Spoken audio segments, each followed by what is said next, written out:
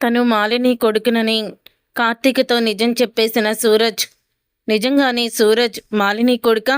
మరి కార్తీక్ ఎందుకు నిజం చెప్పాడు? అసలేం జరిగింది అనేది ఈ వీడియోలో తెలుసుకుందాం.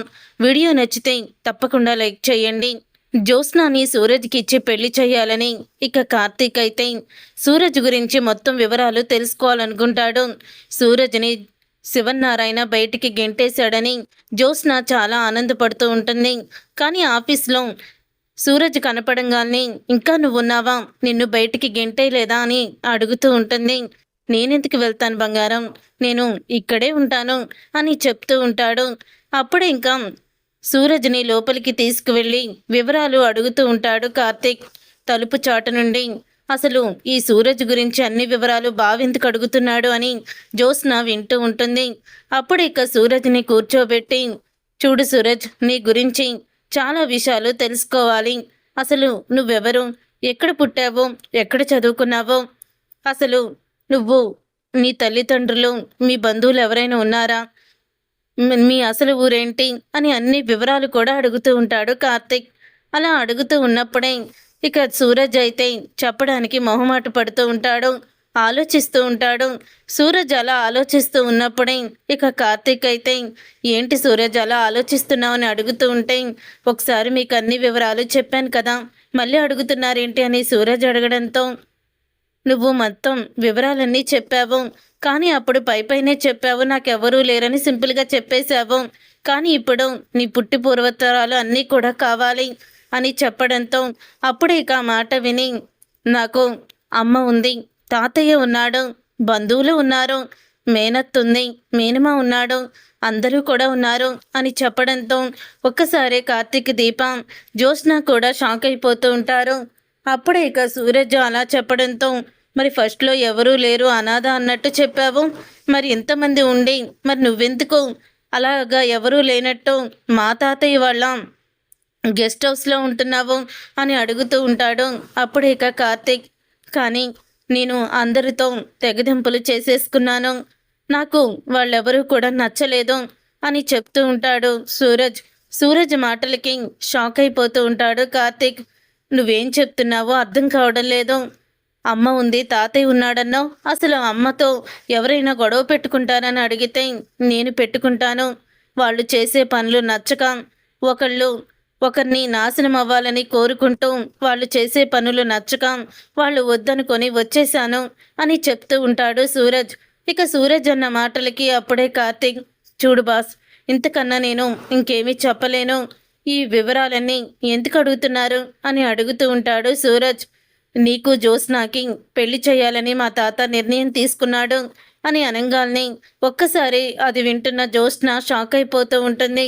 ఇక సూరజ్ కూడా, ఏంటి బ్రదర్ మీరు చెప్పేది అని అడుగుతూ ఉంటే, అవును నేను చెప్పేది నిజం, మరి తన మనవరాల్ని, ఆ ఇంటి వారసురాల్ని నీకిచ్చి చెయ్యాలనుకున్నప్పుడు నీ గురించి కూడా వివరాలు కావాలి కదా, మరి ఆ వివరాలు నువ్వేమో అసలు ఎటు పొంతం లేని వివరాలు చెప్తున్నావు అని కార్తీక్ అనడంతో, నేను కరెక్ట్గా చెప్పాను బ్రదర్, తర్వాత నమ్మడం నమ్మకపోవడం అంతా మీ ఇష్టం అని చెప్తూ ఉంటాడు సూరజ్.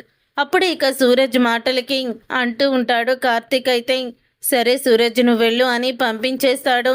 అప్పుడు ఇక జ్యోత్స్న కోపంతో రగిలిపోతూ ఉంటుంది. ఇక కోపంగా లోపలికి వచ్చి, అసలు ఏమనుకుంటున్నావు బావా, ఆ సూరజ్కి నాకు పెళ్ళేంటి, నీకు అసలు బుర్ర పని చేస్తుందా లేదా అని అడుగుతూ ఉంటుంది జ్యోత్స్న. సూరజ్ నీకు సరైన వాడు, తాతయ్య కూడా సూరజ్ అయితేనే కరెక్ట్ అంటున్నాడు అని చెప్తూ ఉంటే, అసలు వాడు సమాధానం చూసావా, అమ్ముంది, తాతయ్య ఉన్నాడు, అత్తయ్య ఉంది, మావయ్య ఉంది ఉన్నాడు అంటూ చెప్తున్నాడు, కానీ ఎవరితో సంబంధం లేదంట, వాడు విడిపోయాడంట, కుటుంబంతో విడిపోయిన వాడు ఇక మన కుటుంబంతో ఒక్కడే ఎందుకు కలుస్తాడనుకుంటున్నావు, ఆ సంబంధం నువ్వు ఇచ్చి చేయడానికి అని చెప్తూ అడుగుతూ ఉంటుంది జ్యోత్స్న. నువ్వు చెప్పింది కూడా కరెక్టే అని అంటూ ఉంటాడు కార్తీక్. మరి ఇంకెందుకు బావా, వెళ్ళి తాతయ్యకి చెప్పు, ఆ సూరజ్కి జ్యోత్స్నకి సెట్ కాదు అని, నువ్వే ఈ పెళ్ళిని ఎలాగైనా చెడగొట్టాలి అని చెప్తూ ఉంటుంది జ్యోత్స్న. తర్వాత ఇంకా శివనారాయణకి ఇక చెప్పేస్తాడు మొత్తం వివరాలన్నీ కార్తీక్. చెప్పేసిన తర్వాత మరి అతని గురించి ఎలాగరా తెలుసుకునేది, ఏం చెయ్యాలి అని అడుగుతూ ఉంటే, అదే అర్థం కావడం లేదు తాత. సరే, ఆలోచిద్దాము అని అంటూ ఉంటాడు కార్తీక్. ఇదంతా ఇలా జరుగుతూ ఉండగా ఒకరోజు సూరజ్ సూరజ్ బయట ఉండగా పాత సామాన్లన్నీ కూడా, అంటే పుస్తకాలు అన్నీ పారిజాతం వేసేస్తూ ఉంటుంది. పుస్తకాలు కొనేవాడికి అప్పుడే ఇంకా ఆ పుస్తకాలు అమ్మేవాడి దగ్గర నుంచి, పాత పుస్తకాల నుంచి ఒక డైరీ బయటపడుతుంది. సుమిత్ర డైరీ అది. అప్పుడే సూరజ్ ఆ డైరీని తీసేసుకుంటాడు.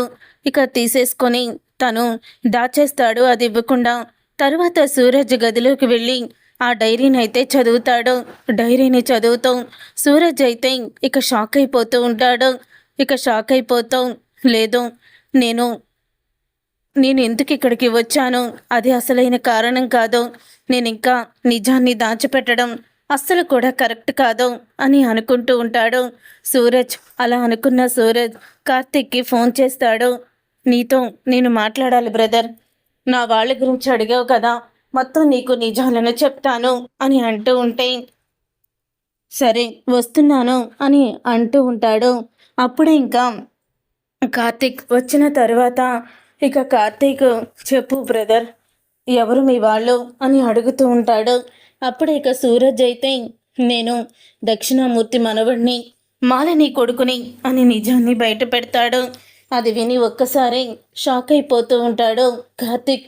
ఏం మాట్లాడుతున్నావు నువ్వు అని అనగానే, అవును, నేను చెప్పేది నిజం అని అంటూ ఉంటాడు.